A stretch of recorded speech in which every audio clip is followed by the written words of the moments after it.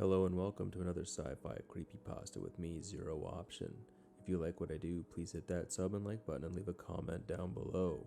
With all of that out of the way, let's read The Pyramid at the End of the Street by normancrane. I live with my parents on a suburban street ending in a cul-de-sac. Our neighbor, Mr. Maxwell, was a widower who brought us home-baked pies and helped my sister with her math homework. My high school crush, Natalia, lived in a brick bungalow 3 houses down. On Sundays, we all went to church, and twice a month during the summer, there was a street-wide barbecue. In winter, the kids went sledding on a nearby hill. Growing up, I considered it boring. Looking back, it was paradise. The Araboas moved in November. From the beginning, it was obvious they were different.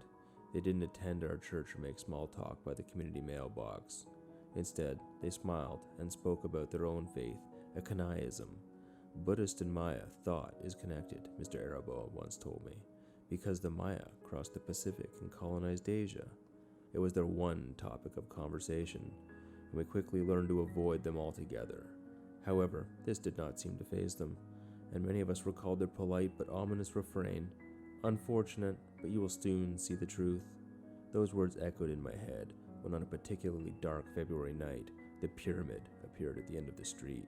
It was ethereal, an effervescent volume of red mist, and one by one we came out of our houses to gaze upon its impossible appearance, until every house was empty and the street was filled with silent awe. The pyramid pulled us towards itself, and like human ice breaking from a glacier, individually we went, freeing ourselves from the loving grips of our neighbors and families. I watched as Mr. Maxwell drifted towards the pyramid and disappeared into it. Then it took me. Despite its tangible exterior dimensions, the pyramid was infinitely vast on the inside.